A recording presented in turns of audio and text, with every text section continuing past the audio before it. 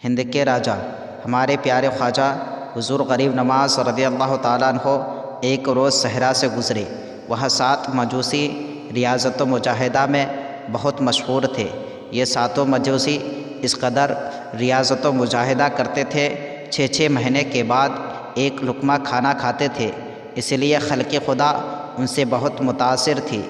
ایک دن ہمارے پیارے خواجہ حضور غریب نواز رضی اللہ تعالیٰ عنہ کی نگاہ ولایت ان مجوسیوں پر پڑی تو ان پر اس قدر ہیبت طاری ہوئی کہ سب کانپنے لگے اور آپ کے قدموں پر گرتے نظر آئے۔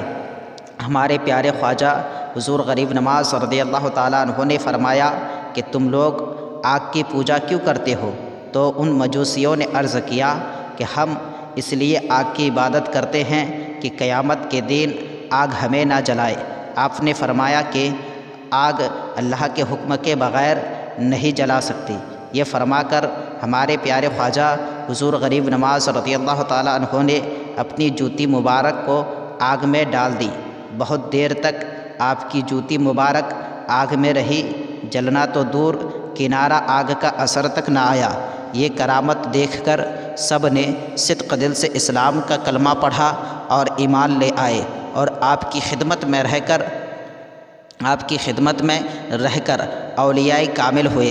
اے ایمان والو، اللہ نے اولیاء کرام کو ایسی قوت و طاقت بخشی ہے کہ برے سے برا، بد سے بدتر اور گنہگاروں خطا کاروں میں بہت بڑا گنہگار اور خطا کار کیوں نہ ہو، اللہ والوں کی صحبت کی تاثیر و برکت سے وہ شخص اپنے گناہ اور خطاؤں پر شرمندہ ہو کر توبہ کر لیتا ہے اور نیک و صالح بنتا نظر آتا ہے۔